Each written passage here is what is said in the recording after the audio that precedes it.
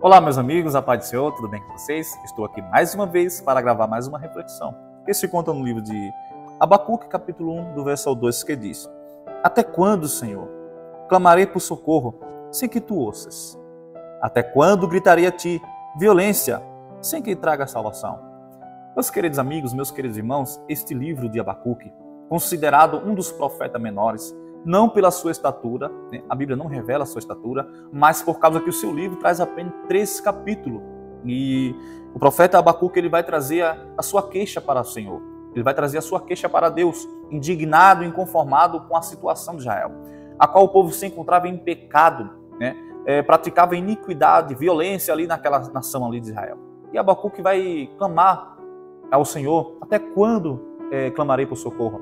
Até quando gritarei violência, sem que traga a salvação? Abacuque ele estava esperando que Deus trazesse para a nação de Israel salvação, que salvasse, que se convertesse o pecado do povo.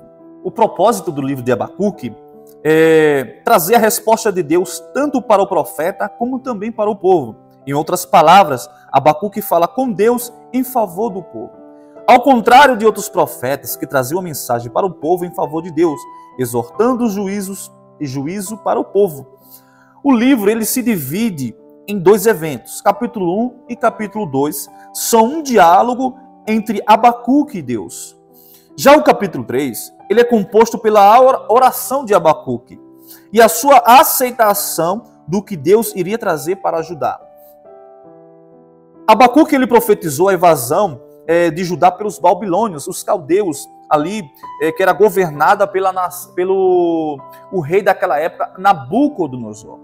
E para entender este livro, né, o livro de Abacuque, suas queixas e porquês, precisamos entender que o profeta é dominado menor, não por causa da sua estatura ou seu valor, mas que por causa que o seu livro traz apenas seu nome e tem apenas 3 capítulos importantíssimos, histórico e profeta. Já o contexto histórico de Abacuque, eles são contemporâneos do rei Josias e seu filho sucessor, Eliaquim, que mais tarde foi mudado por Faraó Neco, rei do Egito, por Jeoaquim. O rei Josias, ele foi um rei importante ali de Judá, que ele encontrou o livro da lei. E quando ele encontra o livro da lei ali, ele restaura novamente o templo do Senhor, queima todos ídolos pagãos. Ele tira todos os ídolos que estavam dentro do templo do Senhor. Quando Josias ele lê o livro da lei, ele começa a fazer uma mudança dentro do templo. Porque ele quando lê o livro da lei, a Bíblia vai dizer que ele rasga a sua veste, pois sabia que estava em pecado. E a nação de Israel não estava caminhando pelos caminhos do Senhor.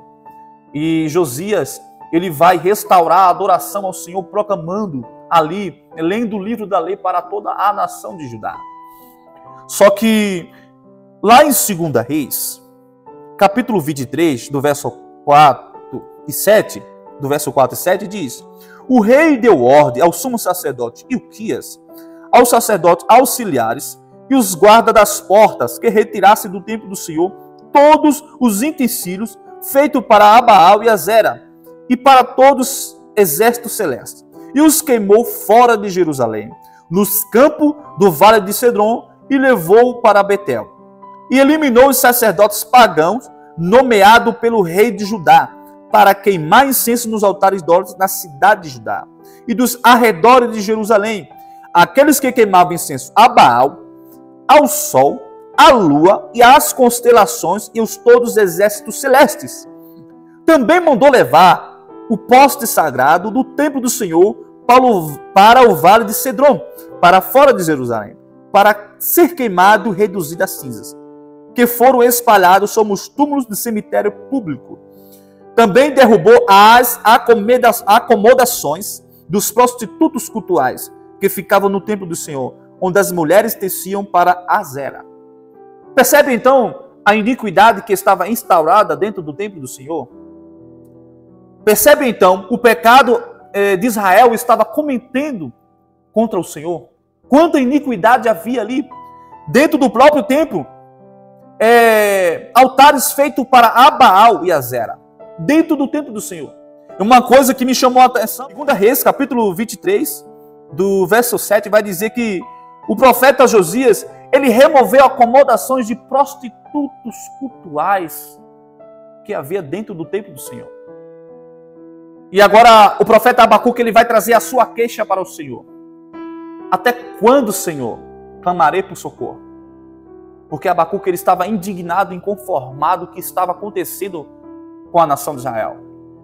Ele estava inconformado com o que estava acontecendo dentro do templo do Senhor. O profeta Abacuque estava inconformado com a atitude da nação. E ele vai trazer para o Senhor a sua primeira queixa. Até quando, Senhor, gritarei por socorro? Até quando, Senhor, clamarei a ti? E o profeta, ele fica indignado. Aí Deus vai responder para Abacuque, trazendo uma resposta ali que Abacuque não esperava.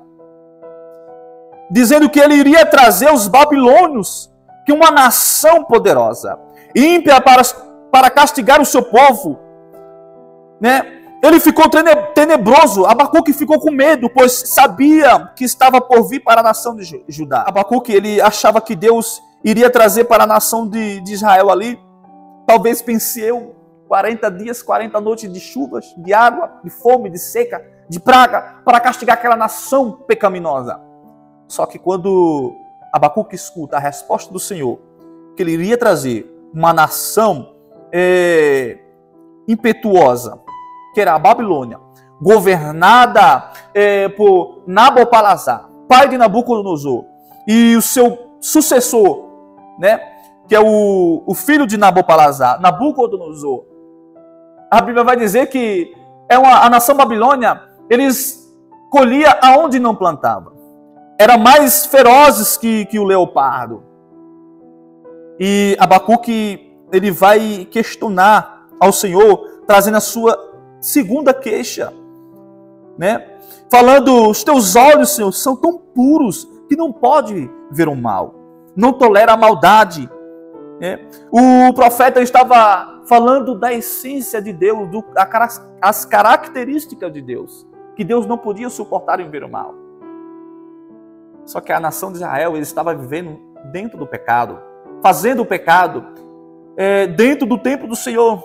Aí quando Deus disse que vai trazer a nação babilônica para castigar a nação de Israel, Abacuque, ele fica indignado, ele fica inconformado com a decisão do Senhor. Os judeus, eles não gostavam, né? Eles não aceitavam quando a nação inimiga, eles eram instrumento nas mãos de Deus para corrigir. E Abacuque vai dizer para Deus o seguinte: teus olhos são puros, que não pode suportar ver o mal, não tolera a maldade.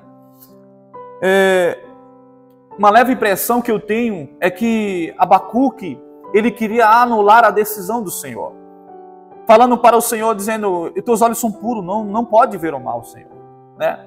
Tu és um Deus tão poderoso. Ele começa ali a falar da majestade do Senhor, ele começa a falar da essência de Deus, do caráter de Deus, achando o profeta que Deus iria voltar atrás da sua decisão, que Deus iria voltar atrás da sua palavra. Mas Abacuque, ele não esperava essa decisão do Senhor. Muitas vezes nos comportamos como Abacuque. Queremos uma resposta do Senhor ao nosso favor. Queremos que Deus haja em nosso favor aquilo que nós esperamos, o que nós acreditamos. E quando Deus dá-nos uma resposta, quando Deus age ao nosso favor, que não é aquilo que nós esperamos, ficamos muitas vezes indignados. Muitas vezes somos um profeta Abacuque no contexto histórico de hoje. Trazendo um contexto histórico de hoje, muitas vezes se comportamos como Abacuque. Questionamos a decisão de Deus. Não aceitamos a decisão de Deus sobre nossas vidas.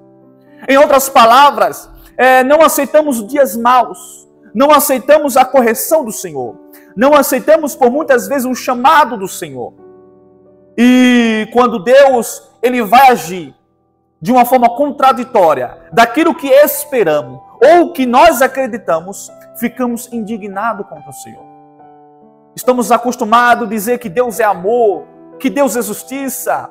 Nós esperamos que Deus ele faça os milagres a nossos olhos, a nosso favor, opera milagres e maravilha. Mas quando Deus ele vem com a sua correção, corrigindo como um pai, nós não aceitamos o não de Deus. nós não aceitamos a sua correção. E muitas vezes nós somos profeta Abacuque, não se comportamos como ele. E Deus vai dizer para Abacuque, olha Abacuque, o justo viverá pela fé. Deus estava dizendo para Abacuque, independentemente das circunstâncias, o justo viverá pela fé. Por mais que as lutas sejam tão difíceis em sua vida, em nossas vidas, por mais que a tribulação elas nos rodeia, as perseguições venham aos nossos encontros, Deus vai dizer para Abacuque, olha Abacuque, o justo viverá pela fé. Só que Abacuque ele fica indignado contra o Senhor. Ele vai fazer uma oração para o Senhor, para que Deus revertesse a sua decisão, para que Deus voltasse atrás. Deus vai dizer para Abacuque, escreve em tábuas, que até mesmo quem esteja correndo possa ler o que está escrito.